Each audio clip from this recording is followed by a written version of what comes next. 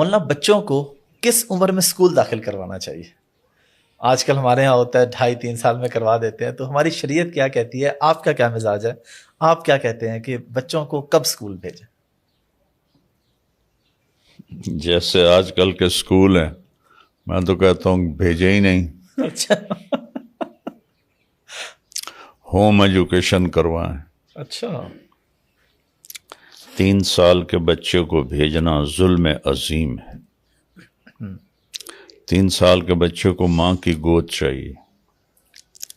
یہ ماں باپ کی جہالت اور ظلم ہے کہ روتا ہوا اس کو لے جاتے ہیں، روتے ہوئے کو لے کر آتے ہیں، تو آہستہ آہستہ اس کے محبت کے نیوران جل جاتے ہیں، اور اس میں اور ماں باپ میں گیپ آ جاتا ہے، وہ کبھی فل نہیں ہوتا۔ اپنے نبی کی سنو نا کہ 7 سال سے پہلے نماز بھی نہیں کہنی، تو اسکول کیا چیز ہے؟ اور پھر آج کل کے اسکول جو صرف کاروباری ادارے ہیں، صرف کاروباری، یہ کوئی چھوٹے ظالم نہیں ہیں، یہ بہت بڑے ظالم ہیں۔ اتنے ہمارے انگلش میڈیم اسکول ہیں، سرکاری اسکولوں میں تو ہے ہی کچھ نہیں، تو پہلے ظالم تو ماں باپ ہیں جو 3 سال کے بچے کو اسکول بھیجتے ہیں، اور اس سے بعد ظالم وہ سسٹم ہے جو صرف پیسے کما رہا ہے، ان کو اس سے کوئی غرض نہیں کہ یہ انسان ہیں یا جانور ہیں۔ تو کبھی بھی اپنی گود سے ماں باپ کو دور نہیں کرنا چاہیے جب تک وہ شعور میں نہ چلے جائیں، اور 7 سال میں بچے کا شعور مکمل ہو جاتا ہے۔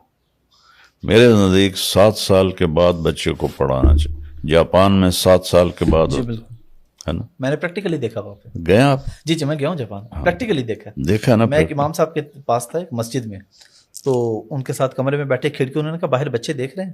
میں نے کہا ہاں جی۔ تو بچے نا پارک میں کھیل رہے تھے اور ٹرالی چلا رہے تھے اور چیزیں اٹھا کے ڈسٹ بن میں پھینک رہے تھے۔ انہوں نے کہا ان بچوں کو 7 سال سے پہلے کوئی کتاب نہیں ملے گی، کیونکہ صرف ایتھکس سکھائے جاتے ہیں، یہ 2 گھنٹے کے لیے آتے ہیں پارک میں، اخلاقیات سیکھتے ہیں۔ بس کیا کریں، ہماری قوم کی بھیڑ چال ہے، بچہ انگلش بولنے لگ جائے۔ آپ بتائیں، جاپان والوں نے انگریزی سیکھ کے ترقی کی ہے، کوریا، جاپان، چائنا، انہوں نے کوئی انگریزی سیکھی؟ ہمارے اوپر وہ 100 سال حکومت کر گئے ہیں، ہمیں وہ غلام بنا کے گئے۔ 7 برس تک میرا نبی کہتا ہے نماز بھی نہ کہو، 7 کے بعد نماز کے لیے کہنا شروع کرو۔ تو 7 سال کیا کرو، اپنی گود دو۔ اس 7 سال میں آپ کا اور بچے کا ایک تعلق بن جائے گا۔ پھر ان کو میری عمر 11 سال تھی، میرے والد کو جنون تھا کہ میں ڈاکٹر بنوں، تو مجھے سینٹرل ماڈل اسکول کا وہ ایڈمیشن ٹیسٹ دلوایا۔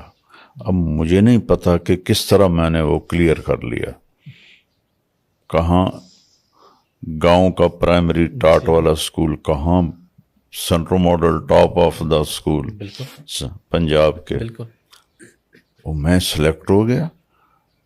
ڈاکٹر صاحب نے بھی دیا تھا امتحان، اچھا ڈاکٹر طاہر، وہ فیل ہو گیا تھا۔ اچھا، اس کی خوش قسمتی رہی کہ وہ ماں باپ کے ساتھ رہا میٹرک تک۔ میں 11 سال کی عمر میں وہ وہاں بورڈنگ میں چلے گئے، بورڈنگ میں چلے گئے، میرا ماں باپ سے تعلق ٹوٹ گیا۔ 3 سال تو میں روتا رہا جدائی میں، پھر میرا دل سخت ہو گیا، پھر وہاں کی ہوا راس آ گئی، پھر ہوٹلنگ، پھر آوارگی، پھر سن میں، پھر کیا کچھ۔